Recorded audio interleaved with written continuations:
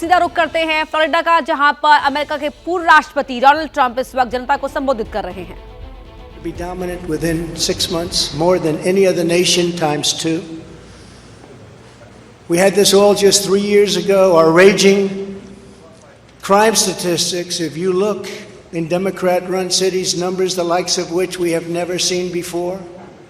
The open threats by various countries of the use of nuclear weapons, something never mentioned or discussed by outside nations during the Trump administration, and which could very well lead under the Biden administration's leadership to an all-out nuclear World War III. Can happen. We're not very far away from it, believe it or not. An economy that has been crippled by the biggest inflation we have seen in more than 60 years, and a military that I used to defeat ISIS in 4 weeks. They said it would take 4 years. 4 weeks. To kill al-Baghdadi and Soleimani, that has now gone woke at the top levels by trying to indoctrinate everyone down to the lowest ranking patriot. But now they have really stepped up their efforts by indicting the 45th President of the United States, who received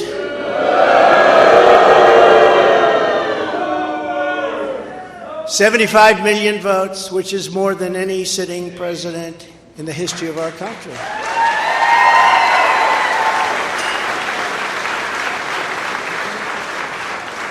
And in the wings, they've got a local racist Democrat district attorney in Atlanta who is doing everything in her power to indict me over an absolutely perfect phone call, even more perfect than the one I made with the president of Ukraine. Remember, I kept saying that's a perfect call. This one was more perfect. Nobody said, "Sir, you shouldn't say that." Many people on the phone, or hung up in disgust because of something I inappropriately said, because nothing was said wrong. In fact, at the end of the call, we agreed to continue our conversation about election fraud, and election fraud specifically in Georgia, at a later time. Many people on the phone, including lots of lawyers, nobody found anything wrong with that perfect call until a book promotion tour many months later. All of a sudden they say, I remember Trump making a call. Let's look at that. This fake case was brought only to interfere with the upcoming 2024 election, and it should be dropped immediately.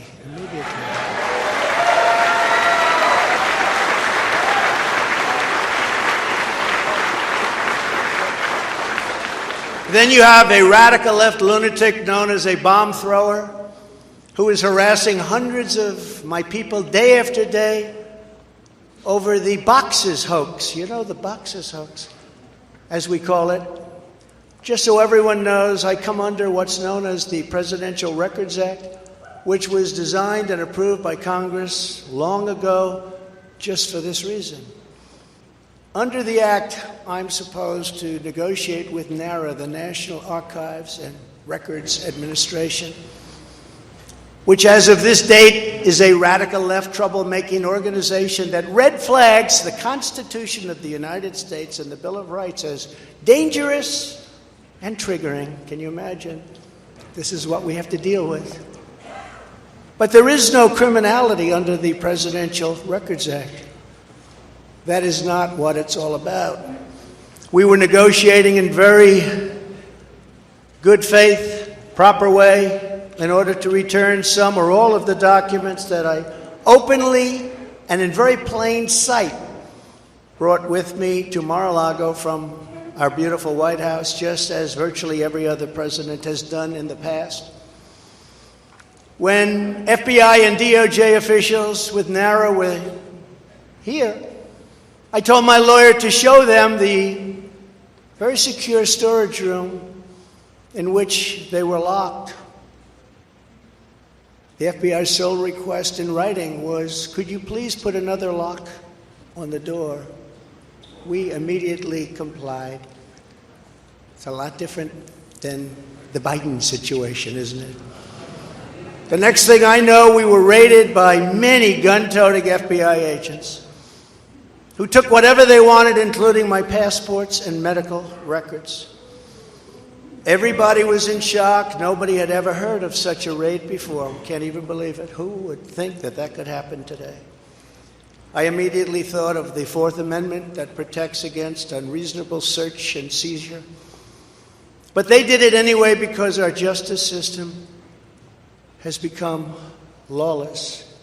They're using it now, in addition to everything else, to win elections. Apparently, they're not looking at me through the view of the Non-Criminal Presidential Records Act. They came up with a new one. This is a new one.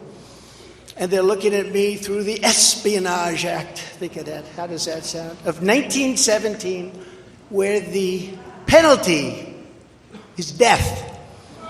Even though that has absolutely nothing to do with openly taking boxes of documents and mostly clothing and other things to my home, which President Obama has done, the Bushes have done, Jimmy Carter has done, Ronald Reagan has done.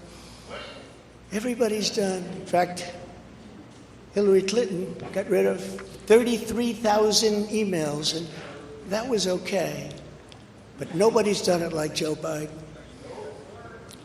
This lunatic special prosecutor named Jack Smith, I wonder what it was prior to a change, who others of his ilk say he's even worse than they are, is only looking at Trump, yet Joe Biden took massive amounts more documents, even removed many boxes to Chinatown. You believe that? Just got $10 million from China. Where did that come from? I guess they were banking on Hunter's expertise, and had others stored in unsecured offices in Pennsylvania and strewn all over his garage floor, where his now very famous Corvette is also stored. All over the floor, including classified documents. But that's okay. Perhaps most importantly, he has 1,850 boxes in Delaware, which he is refusing to give up. But isn't that real obstruction? That's obstruction. As president, I have the right to declassify documents, and the process is automatic. If I take them with me, it's automatic, declassify. Biden was vice president. He had absolutely no right to declassify as vice president. He doesn't come under the Non-Criminal Presidential Records Act. He comes under the very criminal Federal Records Act, unfortunately for him, but it's not going to matter because they don't follow the law, which has very severe penalties.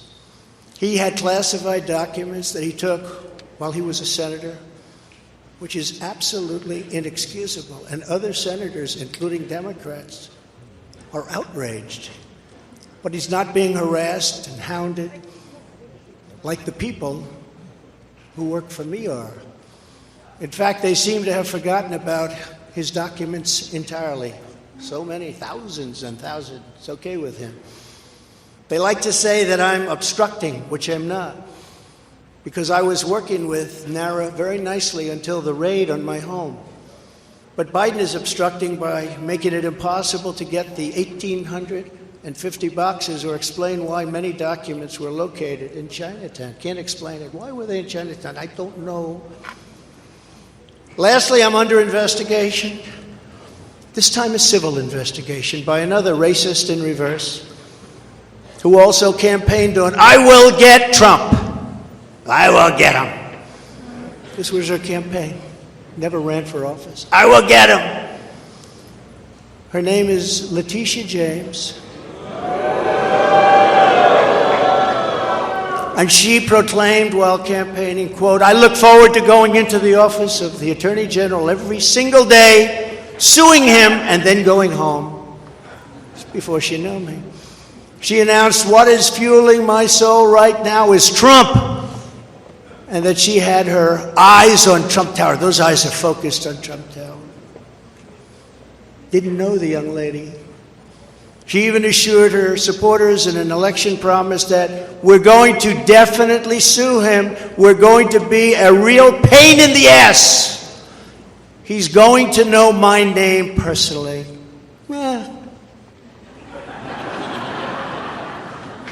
And then she claimed that I was an illegitimate president. Think of it. With all we did on energy, with all we did on the military, on taxes, biggest tax cuts in history, biggest regulation cuts in history, right to try, people able to get drugs now that aren't approved. Hopefully you don't have that problem. Letitia James vowed to use every area of the law to, quote, investigate President Trump and his business transactions. Those transactions are going to be investigated, she said. And that of her family and his family, because we're going after his family, and we're going after them hard. This is all before entering office and all before knowing anything at all about me, but she was going to get me. This is why, along with unrelenting crime, so many people and companies are leaving New York. She said that I falsified my financial statements, but in fact we're proving and will prove that my financial statements were substantially more than we submitted, not less. And in all cases have a strong disclaimer clause in them which tells the institutions that may look at that if they want to, not to rely on the statement. But they've got a problem with their case because, number one, I'm very underleveraged. They can't believe it, all the stuff they read and gave, and have very little debt relative to the value of assets. And importantly, not one bank has lost even $1. She was investigating me to save banks. They have very good lawyers. But they didn't lose $1 with us during this period of time. In fact, the banks we're talking about made almost $200 million off Donald Trump, and they liked me very much. We never missed a payment, never got a default notice, had a great relationship with all of them. I don't need banks. We have a lot of cash. I built a great business with my family, built a fantastic business.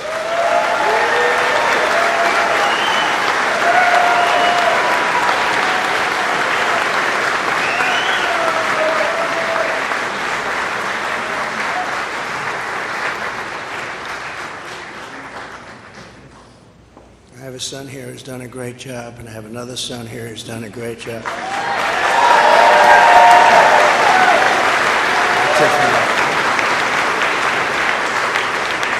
And Ivanka, and Barron will be great someday. He's tall.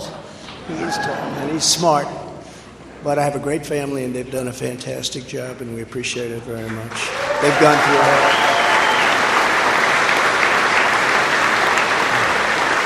So she's suing me over banks that weren't defrauded, when she should be focused on violent crime that's driving people out of the state.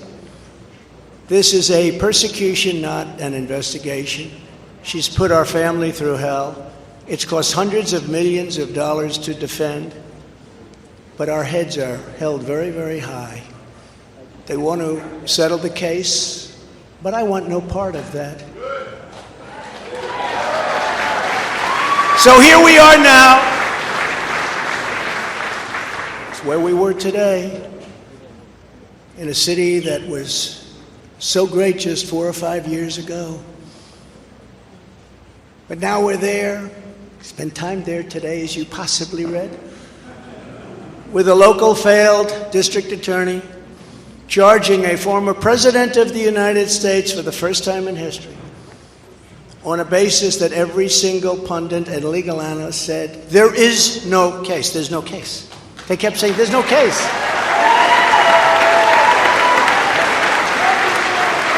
Virtually everyone. But it's far worse than that, because he knew there was no case. That's why last week he delayed for a month and then immediately took that back and threw this ridiculous indictment together. Came out today, everybody said, this is not really an indictment, there's nothing here. My lawyers came to me and they said, there's nothing here, they're not even saying what you did. The criminal is the district attorney because he illegally leaked massive amounts of grand jury information, for which he should be prosecuted, or at a minimum, he should resign. and Alvin Bragg's wife confirmed a report that claimed her husband has Trump nailed on felonies. She has since locked down her Twitter account. His chief prosecutor, who represented the Democrats and crooked Hillary Clinton in a firm run by Chuck Schumer's brother, Robert, he quit the firm in order to go to work in the DA office in order to get Trump. Can you imagine that? Hillary Clinton's lawyer, Democrat firm. Ultimately, he quit as chief prosecutor because Bragg didn't think he had a case. Think of that same guy that brought this ridiculous thing today. Yet during his investigation, this prosecutor named Mark Pomerantz wrote and published a book saying all sorts of privileged things and has been very strongly reprimanded. He was reprimanded so strongly. I've never seen anything like it. That's probably the end of it. But what he did was probably very illegal, but he was very, very strongly reprimanded. Even District Attorney Bragg was furious with him. They were having a tremendous fight in the office because of it. But hope is never lost because various prosecutors in the DA's office also quit because they thought President Trump was being treated very unfairly. How about that? Isn't that great? Oh, I love them. I'd like to meet them. I'd like to meet them. The DA's office even had a web page. Meet the team of executives who have done this to President Trump. That was the title. Isn't that nice? They immediately had to take it down. Meanwhile, overall crime in New York was up 30% last year, much more than that the year before, with felony assaults, robberies, and burglaries all up by massive, massive numbers. Not the same place that I know, not the same place that you know. And this is where we are right now. I have a Trump-hating judge with a Trump-hating wife and family whose daughter worked for Kamala Harris and now receives money from the Biden-Harris campaign, and a lot of it. We recently had another trial, and the same judge told the fine man who worked for me for many, many years that if you admit your guilt, you will be in jail for 90 days. But if you don't, if we go through a trial and you're found guilty, you're going away for 10 years and maybe longer, which for a 75-year-old man with a great family really means life. What the prosecutors and judge did to that man, I will never forget, because it's right out of the old Soviet Union. That's where we are. They said, you say anything about Trump, meaning that's bad, and you won't even have to serve the 90 days. You'll walk free. And they say that to many of my employees. We have this Jack Smith lunatic threatening people every single day through his representatives. They're threatening jail terms. But talk about Trump and you'll go free. This is where we are as a nation. Who would have thought? They can't beat us at the ballot box, so they try and beat us through the law. That's the country in which we live, however, right now. The USA is a mess. Our economy is crashing. Inflation is out of control. Russia has joined with China. Can you believe that? Saudi Arabia has joined with Iran. China, Russia, Iran, and North Korea have formed together as a menacing and destructive coalition. Would have never happened if I were your president. Would never have happened. Nor would Russia attacking Ukraine have happened. All of those lives would be saved. All of those beautiful cities would be standing. Our currency is crashing and will soon no longer be the world standard, which will be our greatest defeat, frankly, in 200 years. There will be no defeat like that. That will take us away from being even a great power. If you took the 5 worst presidents in the history of the United States and added them up, they would not have done near the destruction to our country as Joe Biden and the Biden administration have done.